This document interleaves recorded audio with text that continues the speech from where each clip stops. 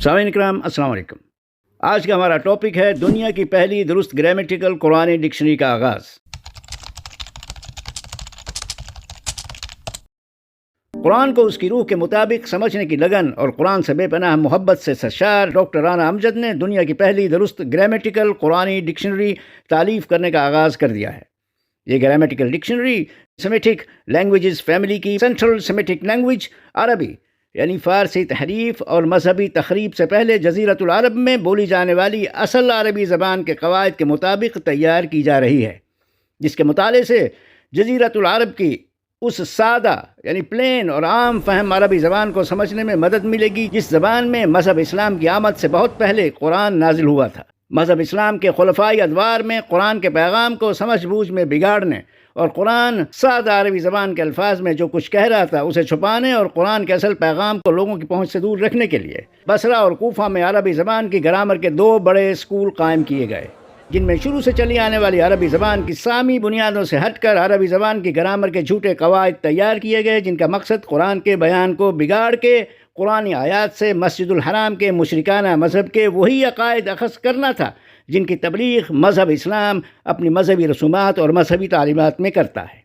یہ بات یاد رکھنے کی ہے کہ عربی زبان کی جو گرامر ہمیں پڑھائی جاتی ہے وہ سامی بنیاد سے آنے والی اصل عربی زبان کی گرامر نہیں ہے، بلکہ کوفی اور بصری مدارس کی گھڑی ہوئی جھوٹی گرامر ہے جو قرآن پڑھانے والوں نے عربی زبان کی گرامر کے نام پر یاد کر رکھی ہے۔ عربی زبان کی اصل گرامر میں وہ کچھ نہیں ہے جو کوفی اور بصری گرامر میں عربی زبان کی گرامر کے نام پر پڑھایا جاتا ہے۔ بشمول عربی تمام سامی زبانوں کے خاندان یعنی سیمیٹک لینگویجز کے خاندان کی ایک ہی گرامر ہے جو مذہب اسلام کی آمد سے بہت پہلے کے عربی ادب اور عربی اشعار میں دیکھی جا سکتی ہے۔ یہی عربی زبان کی اصل گرامر ہے جو بولنے اور لکھی ہوئی تحریروں میں استعمال ہوتی تھی۔ سامی زبانوں کی تحریر و تقریر اور عام بول چال میں آج بھی وہی گرامر استعمال ہو رہی ہے اور قرآن میں بھی یہی گرامر استعمال ہوئی ہے۔ عربی چونکہ سامی زبانوں کے خاندان کی مرکزی زبان ہے، اس لیے عربی زبان کا ڈی این اے سامی زبانوں سے ملتا ہے، نہ کہ نزول قرآن کے بہت بعد کی پیداوار ماڈرن سٹینڈرڈ عربی اور اس کی گرامر سے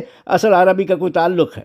یہ ماڈرن سٹینڈرڈ عربی زبان وہی عربی ہے جو کسی بھی عرب ملک میں نہیں بولی جاتی اور نہ ہی مقامی عربوں کو پڑھائی جاتی ہے، مگر عربوں نے صرف قرآن کا بیان بگاڑنے کے لیے اس زبان کو رکھا ہوا ہے، اور عربی کے نام پر ہر ایک غیر عرب کو یہی زبان پڑھائی جاتی ہے، کیونکہ عرب اس بات کو اچھی طرح جانتے ہیں کہ غیر عربوں کا عربی زبان کو پڑھنے کا بڑا مقصد قرآن کو سمجھنے کے علاوہ کچھ اور نہیں ہے۔ اولاد کی اصلیت جاننے کے لیے باپ اور اولاد کا ڈی این اے ٹیسٹ کیا جاتا ہے، اور باپ کی اصلیت جاننے کے لیے باپ اور باپ کے باپ کا ڈی این اے جانچا جاتا ہے۔ جس طرح عربی زبان اور اس کی گرامر کا ڈی این اے سامی زبانوں کے خاندان سے ملتا ہے، اسی طرح عربی زبان کے الفاظ کے معنی بھی سامی بنیادی حروف سے آ رہے ہیں، جن کا عربی زبان میں ہونے والی اس تحریف و تخریب سے کوئی تعلق نہیں ہے، کوئی لینا دینا نہیں ہے، جو قرآن نازل ہونے کے بہت بعد جان بوجھ کر صرف اس لیے کی گئی کہ قرآن کے ان بیانات کی سمجھ بوجھ کو بگاڑ دیا جائے جو عربوں کے مشرکانہ مذہب اور مشرکانہ مذہبی رسومات کی مخالفت کر رہے تھے۔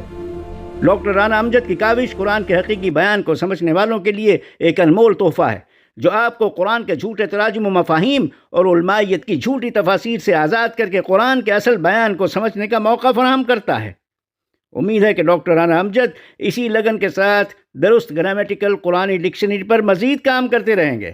ڈاکٹر رانا امجد نے درست گرامیٹیکل قرآنی ڈکشنری پر تاحال جتنا کام کیا ہے، اس سے استفادہ کرنے کے لیے آپ قرآن گائیڈ ٹیم کے واٹس ایپ 00447534158690 پر میسج کر کے ڈاکٹر رانا امجد کی تالیف کی PDF کاپی مفت منگوا سکتے ہیں، یا ڈسکرپشن میں دیے ہوئے رانا امجد کی LinkedIn پروفائل کے لنک کے ذریعے ڈاکٹر رانا امجد کو ایڈ کر کے ان سے براہ راست منگوا سکتے ہیں۔ ڈاکٹر رانا امجد کے لیے نیک تمناؤں اور آپ سب کے لیے نیک خواہشات کے ساتھ اگلی ویڈیو تک اجازت دیجیے۔ اللہ حافظ۔ جی سلامتی ہو آپ سب۔ سچ کو جاننے اور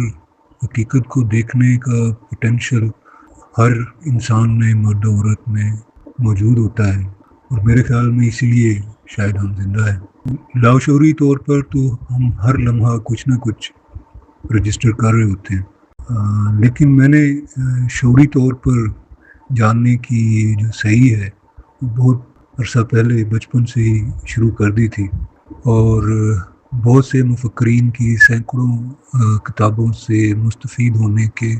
باوجود بھی ایک عدم اطمینان ریلیجن کے حوالے سے موجود رہا تھا۔ ڈاکٹر کاشف کے آرٹیکل جو ہیں وہ میں نے کرونا ایپیڈیمک کے دوران